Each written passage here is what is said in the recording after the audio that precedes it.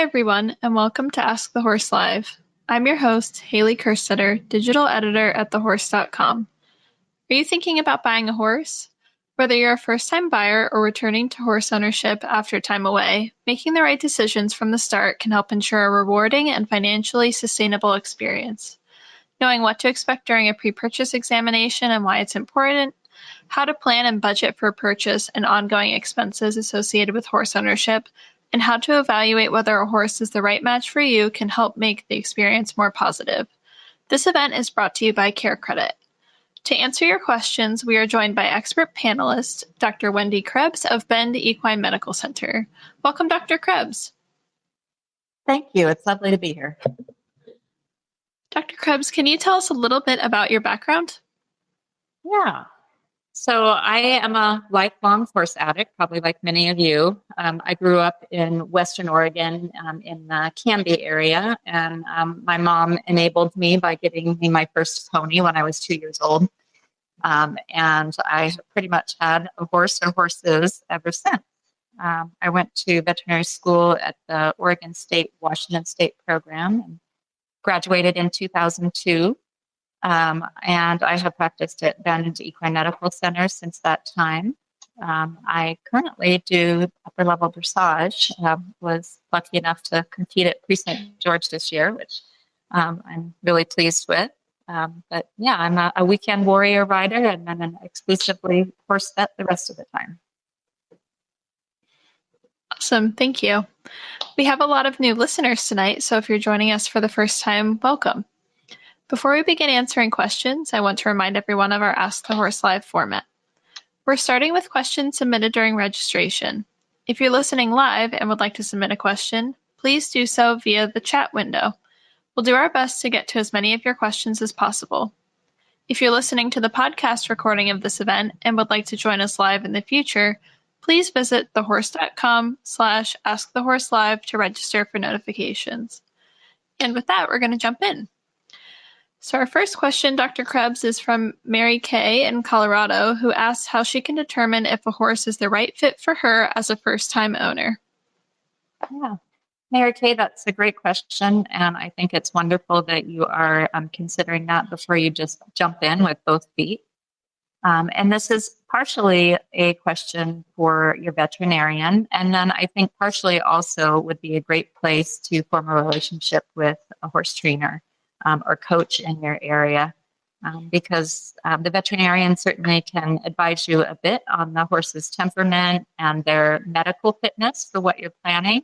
But it's also really nice to get the perspective of a trainer to know if it's the right horse for you as a body type, and also temperament-wise to see you guys work together if possible a little bit, because it is important to find the right horse and not have a bad experience, and to be able to have a good, lasting and positive relationship with that horse. So again, I'd say reach out to both a trainer, see if you can find somebody that you can have a good relationship with and work with you, potentially as an agent on purchasing that horse, and then also talk to your veterinarian as part of your pre-purchase exam about that aspect. Clay in Kentucky wants to know what he should expect to pay for a pre-purchase exam.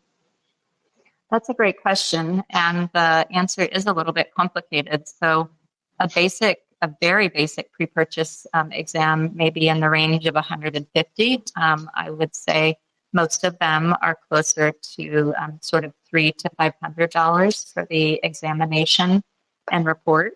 And then some potential buyers choose to add diagnostics onto that exam. So those might be radiographs, they might be blood work, they might be genetic testing. So there are a variety of things that, depending on what you're paying for the horse and your intended use of the horse, including is that going to be a resale horse or something like that, that you may want to add on to that basic pre-purchase exam fee. So a very comprehensive pre-purchase package, including those diagnostics, might be several $1,000s. But it's a great exercise to talk to your vet in advance and find out what the options are and what those might cost. And then as the exam progresses with your vet, you can talk about what if the horse has any sort of questionable soundness during the exam, you might want to pursue radiographs, for example, or questionable hoof conformation, et cetera, so that those exam findings can kind of help guide you in what diagnostics might be necessary to make sure you make the right purchase. Louise in New York asks how many times potential buyers should visit or try a horse before purchasing. Yeah. In the good old days, it was really nice to be able to do a trial of a horse for a period of time. Sometimes if the seller and the buyer's agents have a good relationship, if that's the kind of situation, you can negotiate a bit of a trial, and that's really the best scenario to know how the horse is going to act in your possession on your property, being away from its home farm. And sometimes that's feasible and sometimes it's not. It may be a situation that if it is allowed, that you assume responsibility for the horse and may want to purchase a short-term insurance policy in case anything were to happen during that trial period. If that's not an option to do a more extended trial, then I would say it would be great to try it at least a couple of times, probably in different circumstances and environment to make sure it's the right one for you. Tara in Utah wants to know if joint ownership of a horse is a smart decision financially. What are some of the most important considerations if she's going to do that? Mm-hmm. So we don't very often see joint ownership of horses unless it's sometimes a syndicate or a horse potentially going to be, a resale project. So there are multiple investors on the horse. But if you're contemplating it more for a personal horse situation, I would think long and hard about that. Owners may have different ideas about care levels, veterinary care levels even, or, you have to think about if one of you is no longer able to ride, besides it's not the right horse for you personally, while it might be the right horse still for the other partner. I think that sounds like a bit of a tricky situation to me, to be totally honest. It would be nice to share the finances. And I think what I would suggest to you as an alternative to actual joint ownership is to consider that one of you become the purchaser and then do a care lease situation, sharing the care costs with that second person, and maybe adding on a little bit to the care costs to help subsidize the price of the horse. I think that would give you guys both a little bit more flexibility in case changes need to happen. Linda in Georgia wants to know what the first steps are for caring for her new horse when she picks him up to come home. I know this is always really daunting, even if it's not your first horse. Yeah, there is so much that goes into caring for a horse, and I think that process needs to start, well before you bring that horse home. So making sure that you have appropriate and safe fencing and appropriate pastures, that don't have any toxic weeds and have good forage, for example. Safe stabling situation for the horse, and that you've figured out what an appropriate feed is for that horse. Hopefully that's something that the seller will help you with in terms of what that horse typically eats, etc. But we actually just did a series on Bend Equine's Facebook about preventable emergencies. And that might be a good thing for you to look at, because there are a lot of things that you can do to safely set up your property to avoid injuries, accidents, grain overload, things like that you might not necessarily think about, as a first-time horse owner or relatively new horse owner. Horses are so good at getting themselves into bad situations. So I think starting out ahead of time with somebody that knows horses very well and having them come look at your property with you and getting that all lined up before you contemplate bringing a horse home is a good idea. You also probably want to schedule a vet checkup with your horse relatively early within your ownership and see if they have any special medical needs or their dental needs taken care of, and they can also consult with you on optimizing a nutrition plan. Can you expand a little bit more on feeding your new horse? Is it best to continue feeding them what they've been used to, or should you switch them over to what you plan to feed them long term? That's a great question. So horses do not like abrupt changes in their diet. So even if when you talk with your veterinarian, you decide that you might need to alter their diet a little bit long term, it's very important to do that gradually. We try to make changes over like a 7-day to 14-day period for most horses, especially if they're going to be dramatic in terms of, switching from grass hay to alfalfa, for example, or adding grain. Horses have very delicate GI tracts, and so they tend to colic with any sort of abrupt change. So that's a great point. Awesome, thank you. Faye in South Carolina asked how the age of a horse can influence the way a veterinarian interprets a pre-purchase exam. Yeah. So as a practicing vet, I've done pre-purchases on everything from weanlings to horses in their 20s. And Faye's right, that really can affect how much you're able to evaluate the horse and then how you look at those findings. So, for example, for a young, barely halter broke or not halter broke horse, it's going to limit the extent of the examination we can do in terms of the lameness, flexion testing, things like that. Young horses, even if they are halter broke, aren't always used to trotting in hand, like we need to do for a thorough pre-purchase exam that we would do for an older horse. So we do the best that we can in those situations, but sometimes they have to be taken with a grain of salt. And then when we are looking at the soundness in older horses, especially that it had a lot of show ring miles and things like that, we are not going to expect them to be as sound as we might a 2-year-old. That's just not realistic in most cases. They are not going to flex completely negative. And so we need to consider, what level of soundness is feasible for their proposed new career. So if you're buying an 18-year-old horse, you hopefully aren't, expecting it to do super intense work at this point.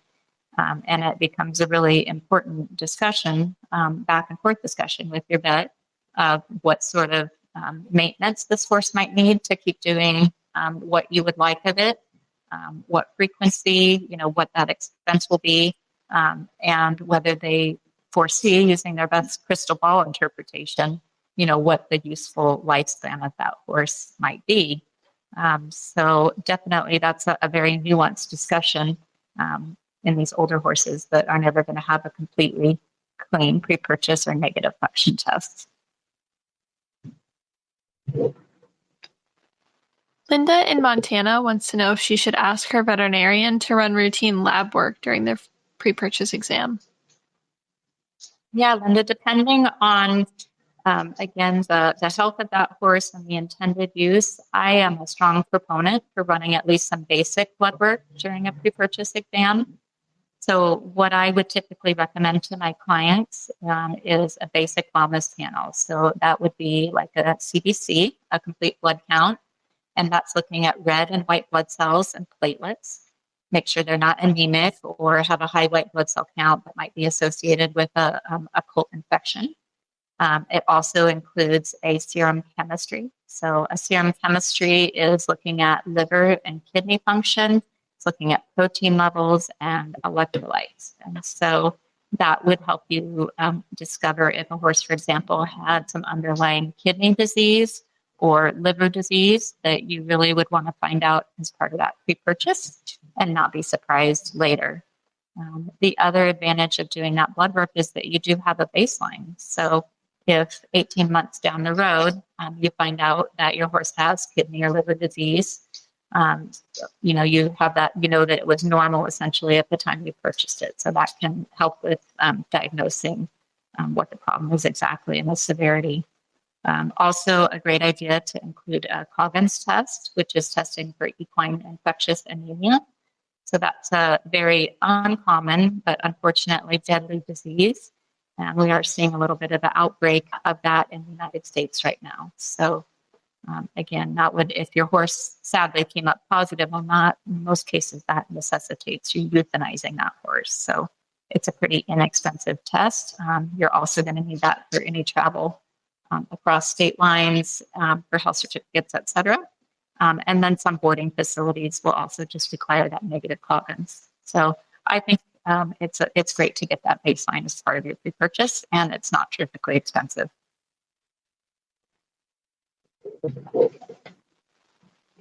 Darren in Connecticut wants to know if lameness exams during pre-purchases are accurate for gaited horses. Do you have any special considerations for these horses? Yeah. So we actually see a fair number of gaited horses in this area because there is a lot of trail riding. And gaited horses are a very popular option for mature individuals for trail horses because they're easy on the back. They are lovely horses, usually have very nice temperaments, and we enjoy working with them. But lameness exams and neurologic exams in gaited horses are a bit tricky, and it's helpful to have some experience looking at gaited horses because they do definitely move very differently. Whenever possible, we do try to get them to actually do a trot during a lameness exam because that is the easiest gait in horses to pick up a lameness.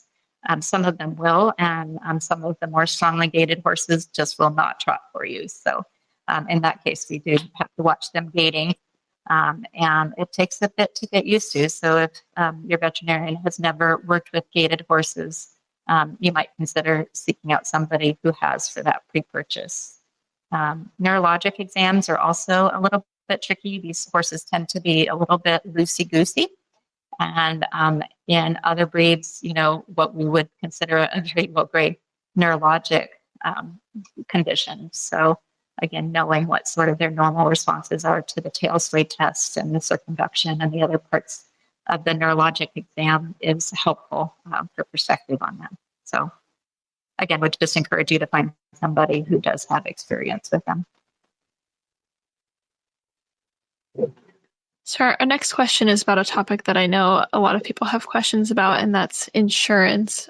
Kathy in New York is buying a horse that she would like to use for a fox hunter and wants to know if loss of use insurance is something she should consider. Yeah. So loss of use insurance, for those of you that aren't familiar, is a special rider that is put on usually an underlying insurance policy. So put onto, for example, a mortality, plus or minus medical surgery policy. And the loss of use would, as the name implies, come into effect if the horse sustains either injury or illness that makes them unusable for their intended purpose, but it's not something so bad that they need to be euthanized, medically speaking.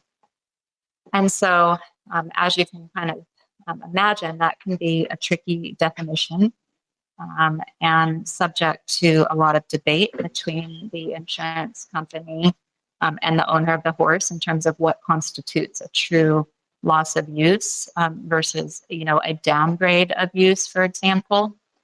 And the other tricky thing about these policies is that they do sometimes require that the horse be surrendered back to the insurance company in order to pay out that claim.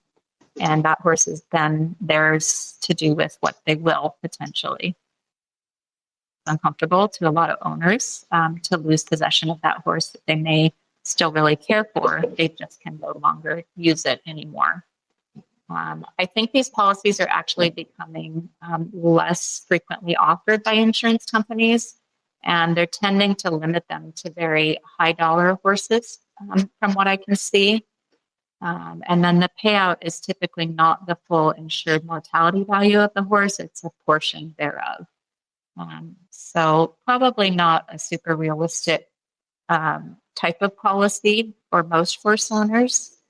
I do think I'm going to put in a plug here for general insurance, though, not just a mortality policy, but even more importantly, in my mind, a medical and surgical insurance policy. It is heartbreaking to work with cases that really just come down to finances. A condition that requires, either surgery or extended medical care can get really expensive. And it's, unfortunate when that's just not within the scope of the owner's, resources. But had the horse been insured, would have been something they could have pursued with a good prognosis.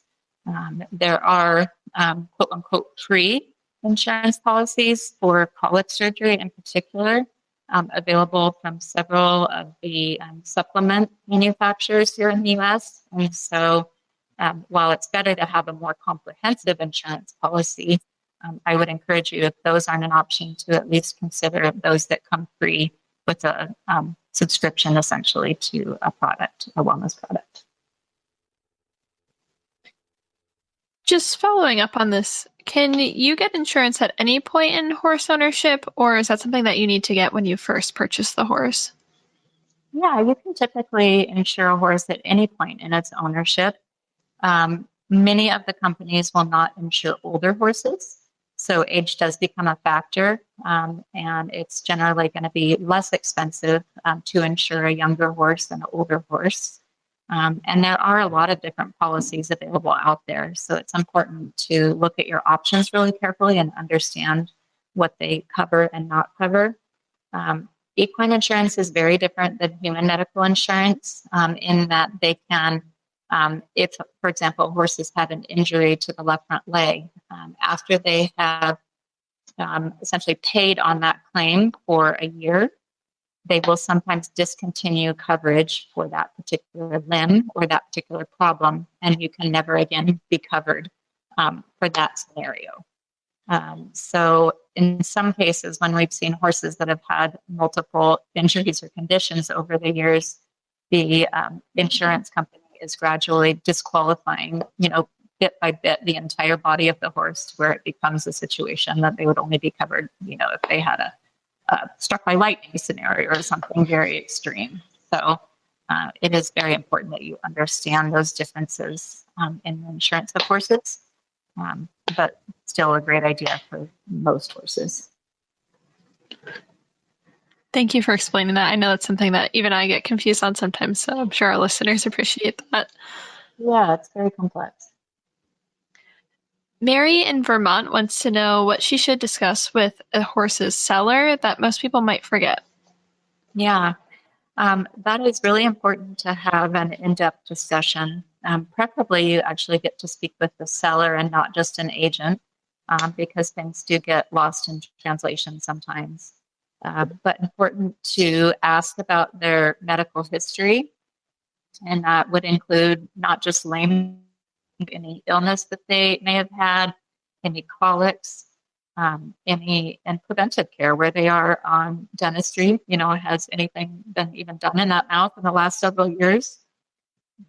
What is their vaccine history? Are they routinely on any medications, or have they needed to be in the past, even if they're not currently on them? Do they have any behavioral issues? Is the horse a perfect sweetheart at home, but when you take it to a show, they lose their mind? Important to ask about those things.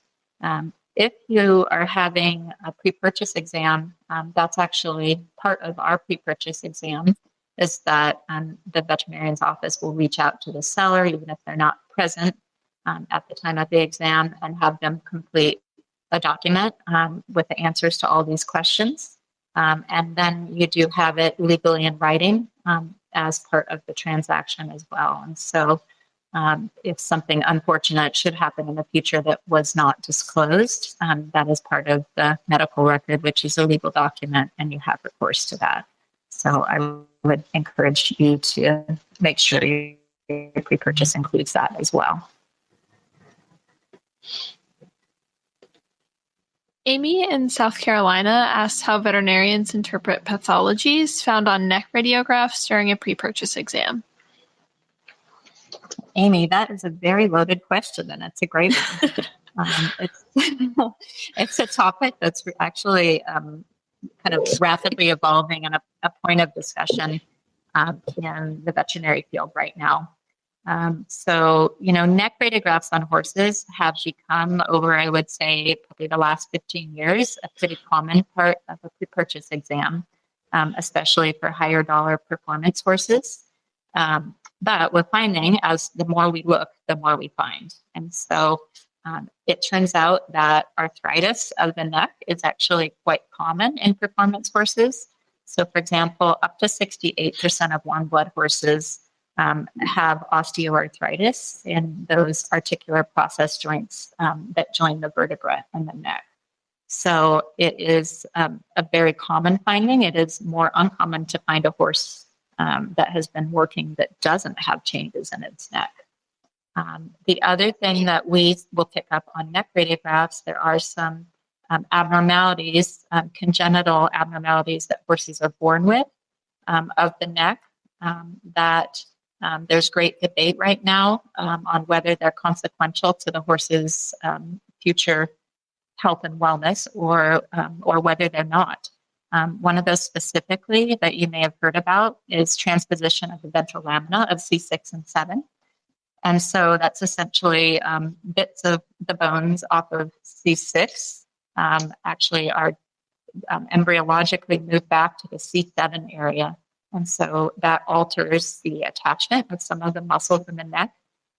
And the concern would be that that will lead to destabilization of the neck and potentially earlier development of severe arthritis in the neck and or becoming a wobbler.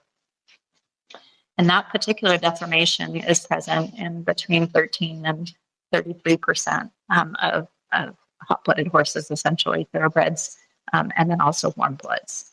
So it's something that some buyers will, if they've had a bad experience with a horse in the past, that's a hard no from them if they were to see that on a pre-purchase exam. But more recently, some work has come out just in the last year or two suggesting that it's probably not as problematic as some people are claiming and may just be more of an incidental finding.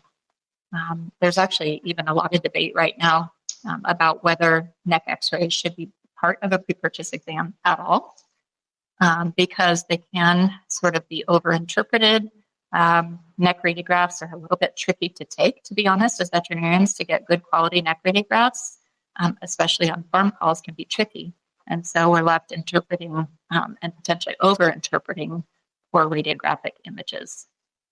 Most of the time, I personally do advocate in most cases for taking good quality neck radiographs, but I also require that we send those out for review by a radiologist to get their opinion on the changes there and to document that as part of the pre-purchase exam.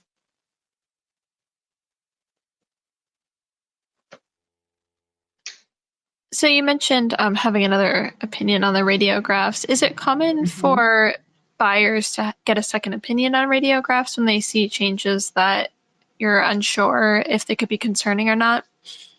Yeah, it is. And actually, some veterinarians will require sending out all of the x-rays that are taken as a pre-purchase, just to get, again, a professional radiologist's interpretation and written report on those. That's just kind of their standard of practice. They want to be sure they haven't missed anything because it is kind of a high stakes scenario. So that's variable and something you can talk with your vet about whether they recommend that or offer that referral service. But it's not a bad idea, especially in these, high dollar situations, to make sure that you have, multiple potentially well-informed opinions so that you can see the whole picture. Lori in Montana wants to know if it's a good idea to test a horse for PSSM during a pre-purchase if the breed is predisposed to this disease. Yeah, Lori, I'm an advocate for kind of getting a good database on your horse that you're purchasing. And because that disease in particular is one that might affect how you manage your horse and choose its diet, I do think it's a good idea to know. That horse may or may not ever have clinical problems with PSSM, depending, even if they, do genetically speaking test positive for it. But I think it's important for you to be aware of that. And that test and many of the genetic tests that are available are either done on blood or even more simply just on hair root DNA. And they're really not overwhelmingly expensive. So depending on what breed you are contemplating buying, I think you should talk with the vet you're working with and find out, for quarter horse, for example, has it had the 5+ panel testing done as part of this registration process? And is that available to you, or might you want to consider having that done, especially if it's a horse that you are thinking about breeding in the future? That can have some major implications for, who you might want to breed it to, et cetera. And then Arabians also have a number of genetic diseases that can be tested for. So that should be part of your discussion with the vet, not just for PSSM, but for a variety of different conditions. Nancy in Wisconsin asked what common costs she should budget for before buying a horse, and this could include the long-term recurrent costs or emergency type situations. Yeah, so horses are really good at spending your money. And then, so there is a common sort of expected cost, and then they're really good at getting creative about some extra costs on top of that. And that's part of where that insurance comes in and can be a great plan of, to add to your horse ownership. So the very basic ones are first, think about where that horse is going to live. Can it live out in your pasture on grass? Does it live in a dry lot and you have to buy hay for it? Hay for the average horse is going to run somewhere around $1,000 to $1,500 a year, just for that expense alone. On top of that, you're going to add your supplements that you might feed it. That might be something really basic that's 50 cents or $1 a day, or it could be, I don't even want to tell you how much I spend per day on supplements for my horse. It can really add up.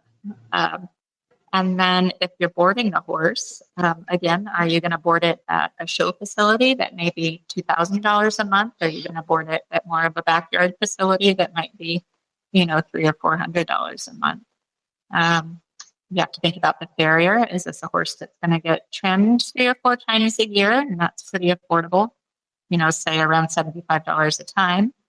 Or is it a horse that needs a really specialized therapeutic shoeing job every 5 to 6 weeks? So sometimes I think, actually, it's not uncommon that people are spending more with the farrier than they are actually with the veterinarian. So look carefully at its feet, understand what the needs are. Does it have navicular changes, for example, on x-rays that are going to necessitate special shoeing for its lifetime? And then what are you going to be doing with that horse? Are you planning to just trail ride locally? Are you planning on showing the horse? And then, God forbid it become ill. Of course, that can kind of go anywhere. Basic veterinary care tends to be fairly affordable. And we have a question a little bit later on about that too. But that can typically be less than $1,000 per year. But again, really depends on what you're going to be doing with the horse. Do you need health certificates to, cross state lines every month or so because you're going to show it? So there's a huge sort of range of potential expenses. I would plan on probably not less than a minimum of $400 to $500 a month to be realistic.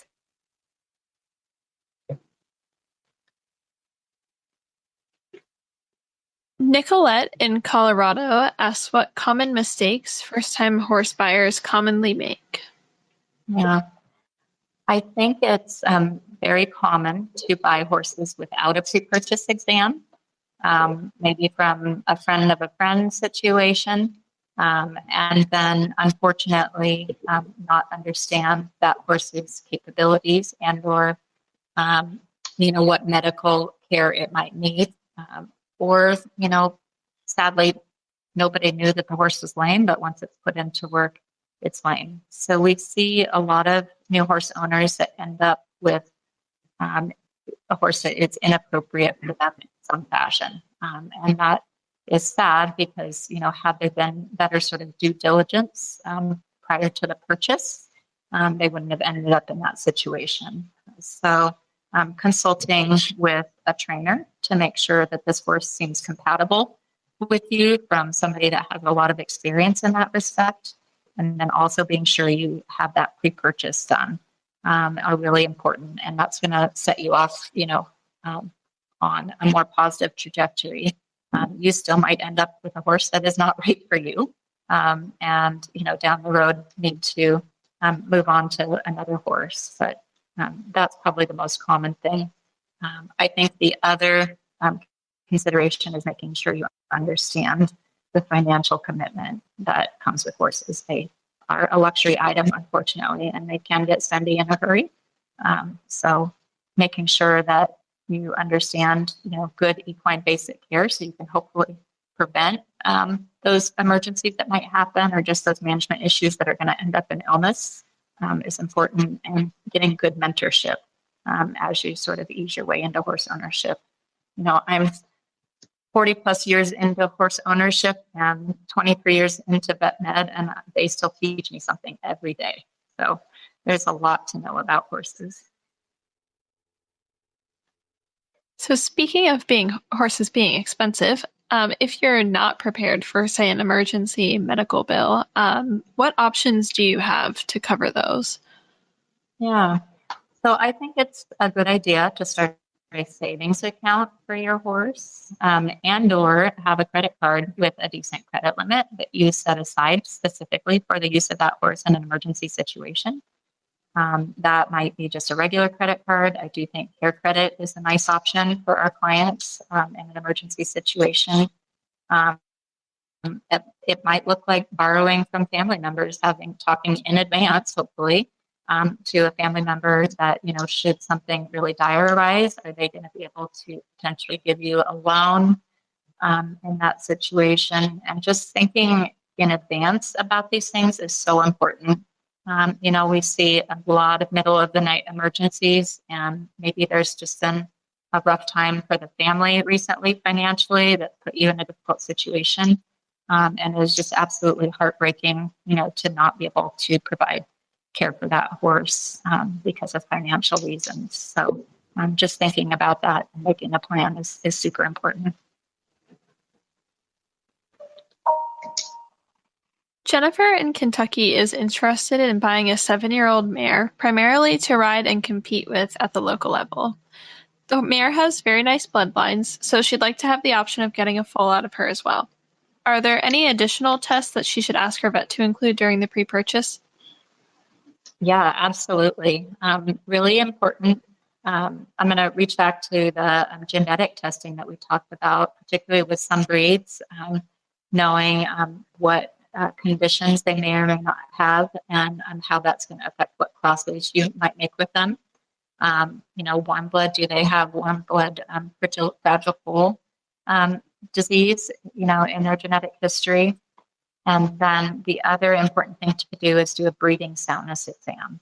So what that consists of is doing a exam of the external genitalia of the mare, making sure, for example, that her vulva has a nice seal, and that she hasn't had a tear of her vulva or her cervix or something in the past that might affect her ability to be bred and carry a foal. And then we also do an ultrasound of the reproductive tract transrectally. So we're going in and looking at both ovaries to make sure that they are of normal size and appearance, and that also the uterus appears normal. So occasionally it will happen that we have mares that are missing parts of their reproductive tract or have issues there that are going to be, affect their suitability or ability to carry a foal. So important to speak with your vet about that if it's something you're considering. Brian in Ohio wants to know if you have any non-negotiable red flags when evaluating a prospective horse for a client. Yeah, Brian, I think one of the most important is the safety. I feel very responsible as a veterinarian for making sure that I feel like this is going to be a safe, compatible match for the horse and the owner. Both because, I would hate for an owner to ever be hurt by their horse when it could have been avoided. And also because those situations will end up potentially with the horse, falling into a bad situation. So if I am perceiving that it's, for example, a very inexperienced horse owner who is considering purchasing a, poorly broke, really hot reactive horse, I think that is a terrible match. And sometimes, people are limited by budget, and so are looking in their price range at horses that don't have a lot of training. But I would much rather see a new horse owner choose an older horse that might be near the end of its sort of usable lifespan, and it may be of sort of decreased but still usable soundness. I think that's a way better way to get into horses than starting with a green, potentially fractious horse. So I'm pretty blunt with people during pre-purchase exams. If I can tell it's just really not going to be a good match for them. The other non-negotiable things, are things that would come up health-wise or soundness-wise on the exam. Again, there are very few 100% sound in all circumstances horses out there, but horses that have a significant lameness that's not manageable, or things like a heart condition, that could cause them to acutely collapse, things like that, are huge safety concerns for me.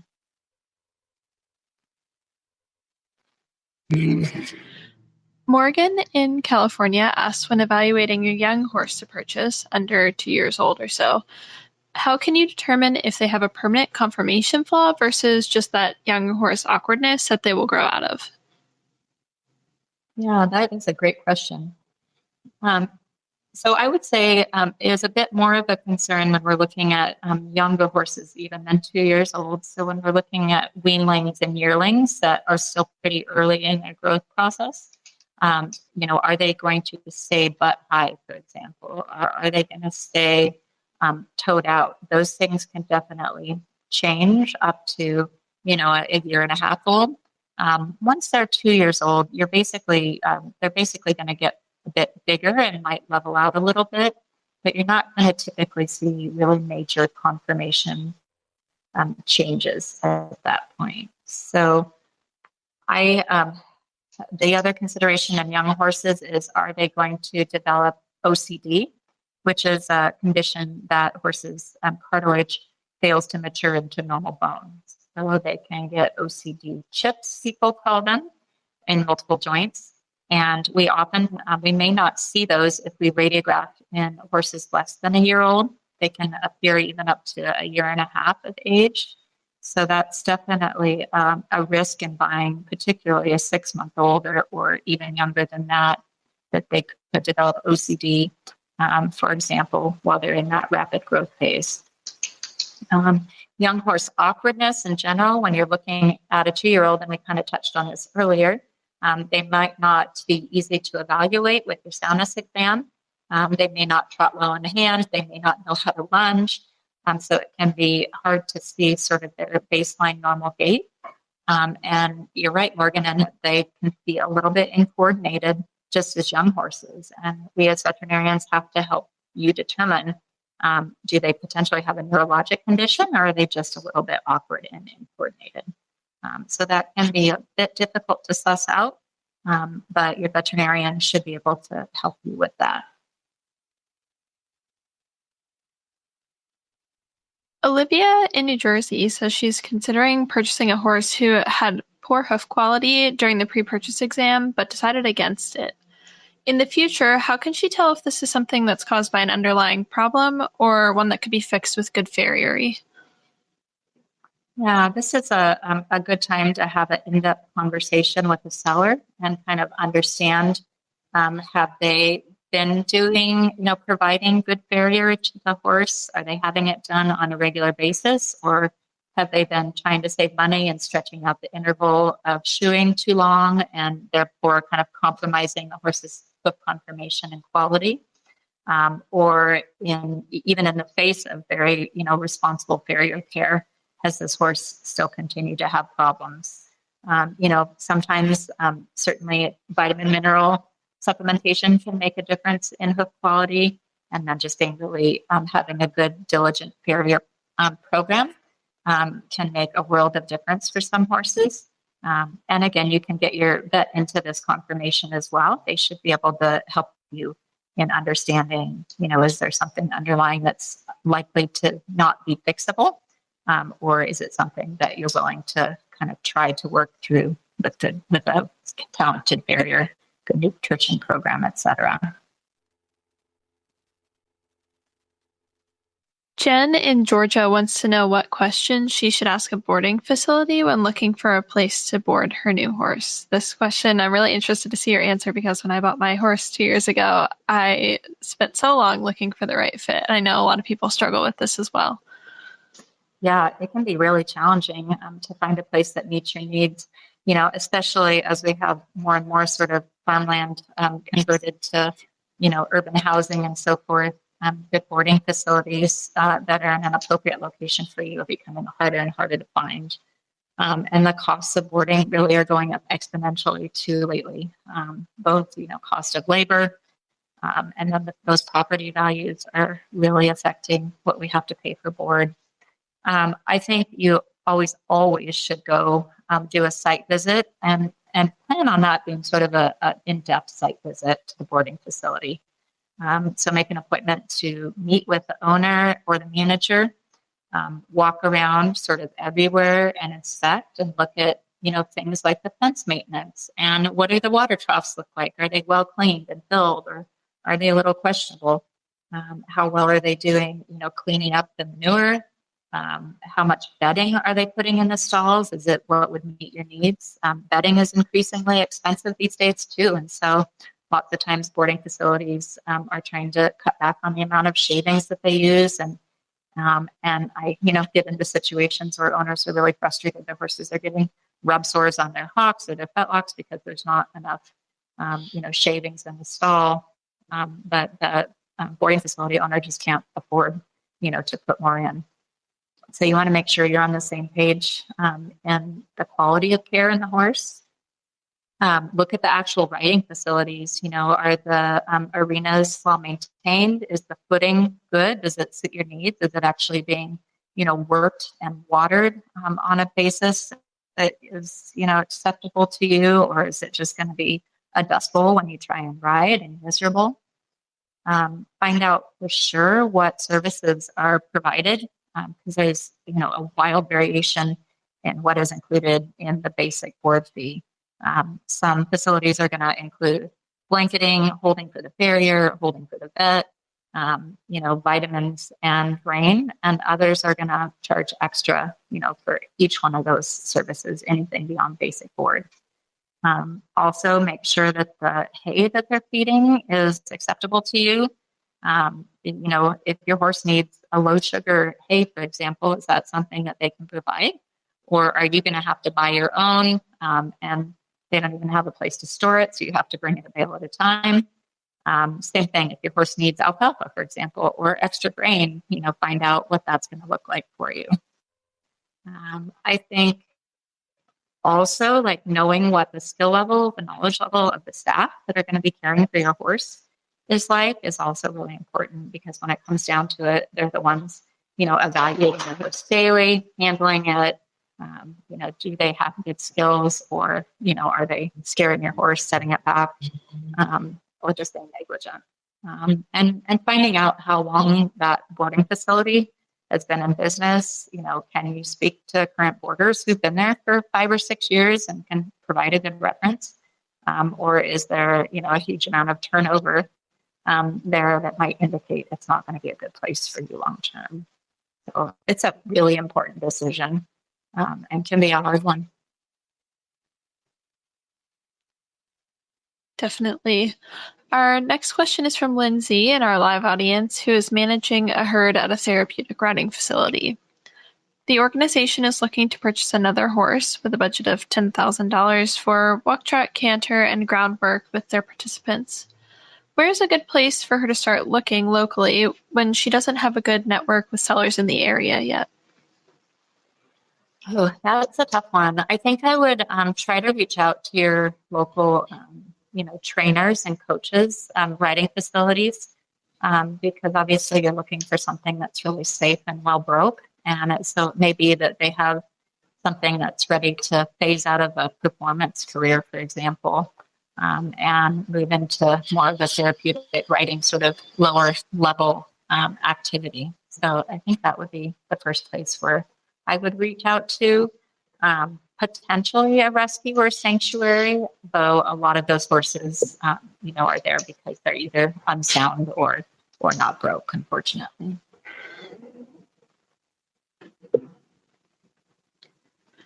Leslie in Pennsylvania asks if the pre-purchase exam for a pleasure horse would differ from that of a performance horse. What should she expect to be included in the pre-purchase for a pleasure or trail horse? Yeah. So that is a great question, and it might actually vary a little bit depending on your veterinarian. Our clinic used to have a couple of different levels of pre-purchase exams, but after kind of mulling that over a bit, we really decided that we thought that all pre-purchase exams should be in depth. Rather than sort of a cursory look over, we want to make sure that all of those potential purchasers are really well informed, at least in the basic exam and neurologic testing on the horse. All of our exams, for example, we're listening to heart and lungs, looking at eyes, looking in the mouth, evaluating the horse's soundness at a walk and a trot and a canter. Both in hand and also on a lunge line in circles, and on different surfaces, so hard surfaces, soft surfaces. And then that neurologic exam actually takes a little bit of time too, but I think that's really an important thing that should not be skipped. And then also flexion testing of all four limbs to see if there's sort of any subtle underlying lameness or arthritis that needs to be considered in the future. A really thorough pre-purchase exam should take at least an hour. There's going to be a lot of time devoted to discussion of the findings and sort of educating that potential buyer about this particular horse, what its needs are going to be, and really trying to decide, is it going to be suitable? We talk a lot about not saying a horse is passing a pre-purchase or failing a pre-purchase. Even though in some ways it would be nice to simplify it to that. And there are cases like we talked about earlier that are absolute red flags and non-negotiable and will result in a fail. But more often it's just sort of a fact-finding mission to understand as much as you can about this horse and the likelihood of them being suitable for what you want them for. But some veterinarians may offer sort of a more basic one.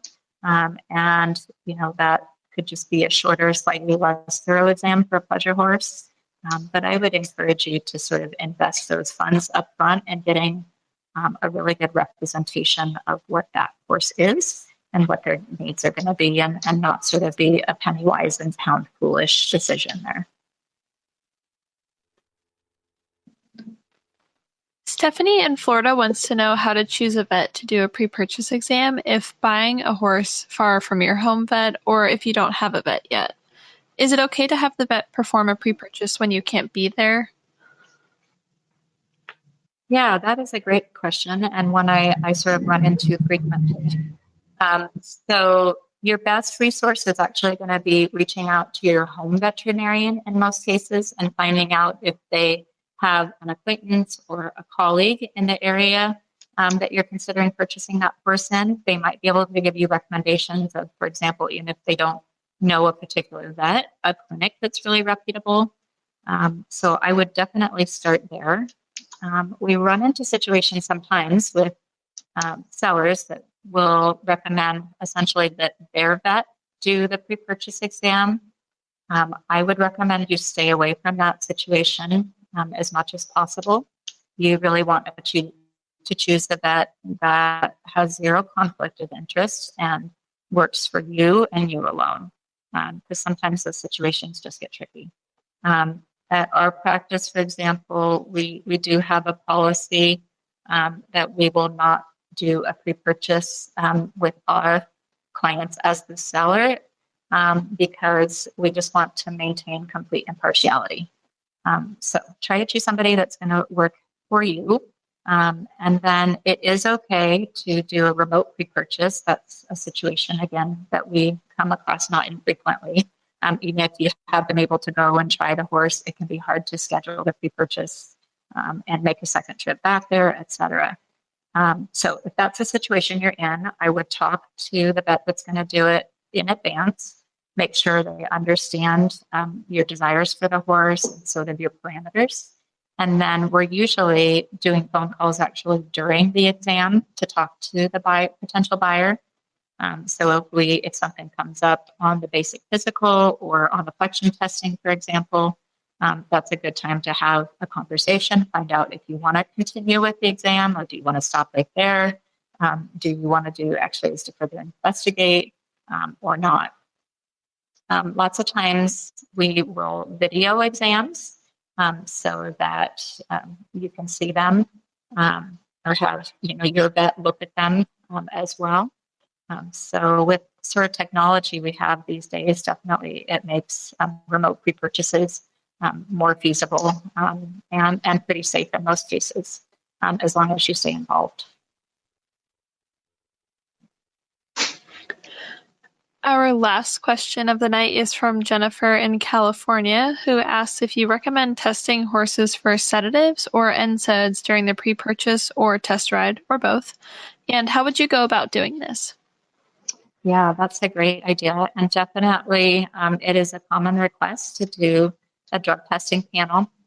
So we are looking for anything that might calm the horse, sedate it. And some of those drugs can actually last, weeks to a month in the horse's system. The NSAIDs are the analgesics, pain relieving drugs. Those typically don't have as long a potential duration of effect as sedatives might. But certainly the seller could slip the horse some bute the morning of the pre-purchase exam. That's going to affect the results of that exam. So this comes down in a lot of cases to the amount of trust that the buyer has in the seller or the seller's agent, and is another good situation where a trial can be really useful. So, if you've been able to try the horse over, for example, a week or two, for sure that they're not going to be affected by any pain drugs for that period of time, although the sedatives could still be having some effect if given prior to you starting that. So the blood test is pretty simple. It is not inexpensive. It's several $100s, and it's a fairly complete list of what's tested for, but it's not completely exhaustive. Sometimes we will just hold blood for the buyer for a month or so until they've had the horse in their possession. And if everything is going well, its temperament hasn't changed, it hasn't gone lame, then, they will let us know they don't want to pursue with a blood test, but we do have it on hand, in case there is a question. Well, that's all the time we have for tonight. We've covered a lot, and I hope our listeners have learned as much as I have. Thank you so much, Dr. Krebs, for joining me tonight. Yeah, it was a pleasure. I really enjoyed these questions. They were great questions, and I'm happy to help educate people a little bit. And thank you to CareCredit for sponsoring this event. Finally, thank you to our audience for listening and sending in these questions, and especially thank you to our new listeners tonight. If you're listening to us after the live event as a podcast episode, please rate, review, subscribe, and recommend Ask the Horse Live to a friend. Until next time, from everyone at the Horse, have a great night.